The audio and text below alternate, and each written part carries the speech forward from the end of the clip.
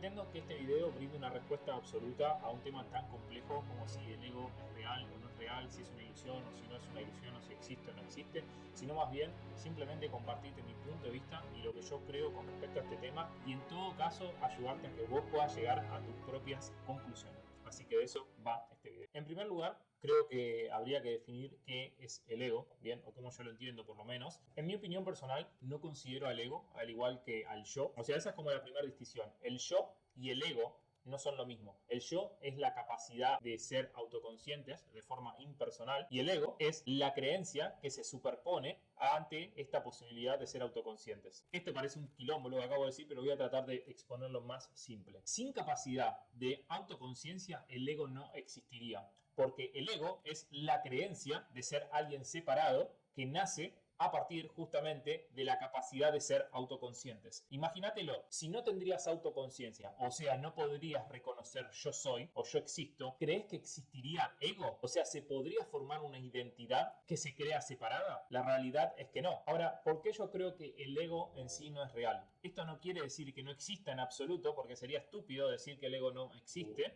dado que todos tenemos un ego, ¿ok? Y la verdad es que también juega un papel significativo en la experiencia humana. Sin embargo, lo que sí me atrevo a decir es que el ego es una realidad subjetiva y que su grado de dominancia, o sea, su grado de dominio sobre nosotros, depende de qué tanto creamos en él o no creamos en él. O sea, el ego es real en el sentido de que si yo me identifico con eso que creo ser, entonces para mí va a ser real. Pero si no me identifico tanto con él o directamente no me identifico, entonces ese ego no es real. O sea, no tiene una existencia independiente y objetiva por fuera de nuestra creencia depositada en él. Podemos comparar la realidad del ego con la de una persona que sufre alucinaciones. A ver, no estoy diciendo que el ego en sí mismo sea una alucinación y que si crees que sos un ego tenés una patología. No estoy hablando de eso, ¿sí? Lo estoy comparando para que se pueda entender la esencia. Para esa persona, las alucinaciones son reales en el sentido de que se sienten y se perciben, pero, o sea, no es algo que pueda ser verificado por otros, ¿ok?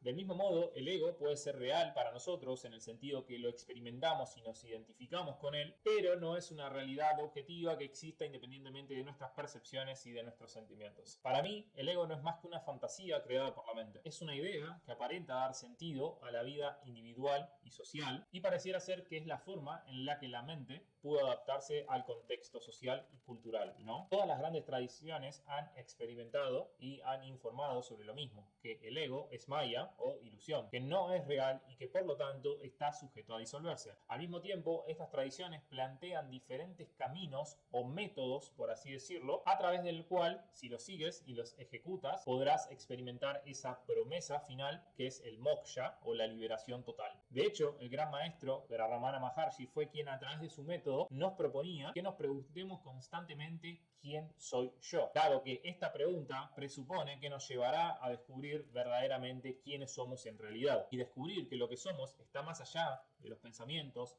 de las definiciones, de las creencias, de las palabras. La pregunta del quién soy yo verdaderamente te lleva a trascender todas esas identificaciones para que puedas vivenciar y experimentar de manera directa, no por medio de la palabra, no por medio de una idea, tu verdadera identidad. La mayoría de las personas estamos profundamente identificadas con lo que creemos ser y nos da terror pensar que eso que creemos ser no somos, porque esto implicaría la muerte del ego, implicaría la disolución total de esta identidad. Y el ego está dispuesto a cualquier cosa antes de que aceptar su propia transitoriedad o ilusión. Ahora, ¿tiene alguna función el ego? Por supuesto que las tiene. El ego puede ser como una balsa que uno utiliza para cruzar el río. En este sentido, es como la identidad que uno va conformando a lo largo de su vida a través de las diferentes experiencias, y que desde mi interpretación sirve de manera provisoria hasta que uno logra autoafirmarse. Una vez que uno logra autoafirmarse, entonces el ego deja de ser una necesidad y puede convertirse en un estorbo o incluso un obstáculo. Muchas personas experimentan esto a lo largo de su vida, que de hecho generalmente la primera etapa de la vida suele estar 100% orientada a conseguir, que para mí es una de las principales funciones que el ego tiene, ¿no? Pero luego empiezan a enfocarse más en el ser. Todo lo que se sufre en el camino del ego al ser son todas las resistencias y obstáculos que el ego pone, porque claramente, como decía antes, lo que menos quiere es aflojar su amarre, aflojar su dominio, y lo último que quiere es su destrucción o disolución. ¿Puede entonces vivirse sin ego? La verdad No lo sé. No puedo darte esta respuesta desde mi perspectiva personal porque aún no considero haber realizado el ser como las grandes tradiciones lo dicen. Si es que eso pueda lograrse. De hecho, hay grandes sabios como Ramakrishna que dicen que, por ejemplo, mientras haya vida, habrá ego, aunque sea un poquito. Así que eso es lo que te puedo decir. Lo que te puedo decir también es que es paradójico, es que la disolución del ego también es una ilusión. Porque si el ego no es real o el ego no existe, entonces no hay nada que se tenga que disolver. Lo que entiendo es que mientras más intentes disolver el ego, en caso en el que estés en este camino,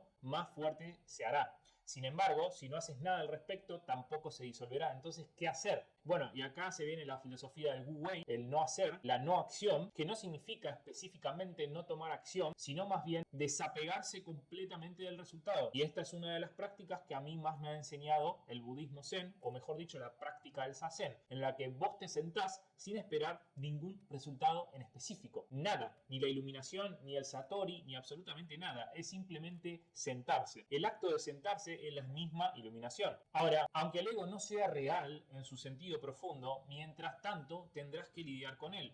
Porque en última instancia vos tenés que trabajar desde el nivel de conciencia en el que te encontrés. Por eso es que no tiene sentido actuar en la vida como que el ego realmente es una ilusión, mientras tanto no lo sea para vos. Sí está bien que lo tengas en claro para que no te aferres y no te identifiques profundamente con él. Ahora, si esto no está del todo claro, déjame compartirte un fragmento de un libro que para mí es espectacular, que se llama Siendo Nada, Soy Todo, y dice así: cuando se afirma que el yo separado es una ilusión, no se está sugiriendo en ningún caso la inexistencia de un principio organizador en el psiquismo. Y cuando se habla de trascender, tampoco se está sugiriendo la destrucción de ese centro organizador funcional del organismo psicosomático, pues tal elemento evidentemente debe seguir en activo mientras haya vida. Lo que se plantea básicamente es la necesidad de ir más allá de esa identificación exclusiva con esa estructura egoica de las que nos sentimos entidades separadas e independientes del flujo de las cosas. Este ir más allá significa trascender, pero también abrazar el ego trascendido desde una perspectiva mucho más amplia. El resultado conjunto, por lo tanto, lejos de reducir las capacidades personales, las amplía con las propios de los ámbitos transpersonales que se van incorporando. Con la iluminación, pues, la estructura egoica funcional se mantiene plenamente activa, pero el centro de gravedad de la sensación de identidad ya no se encuentra absorbida por ella. El ego, fenoménico por lo tanto, no es un estorbo para el sí mismo. Y acá hago una aclaración: el sí mismo se refiere al ser más profundo, sino que se entiende como una de sus más radiantes manifestaciones espontáneas. Por otro lado, dice también esto súper interesante: el desarrollo de la estructura egoica autoconsciente constituye la fase central, inevitable y necesaria del proceso del crecimiento del individuo desde la subconsciencia preegoica a la supraconsciencia postegoica. Por eso, las primeras etapas de la vida deben orientarse hacia la afirmación y enriquecimiento de un ego capaz de organizar, centralizar e individualizar de forma saludable los flujos de energía y conciencia universal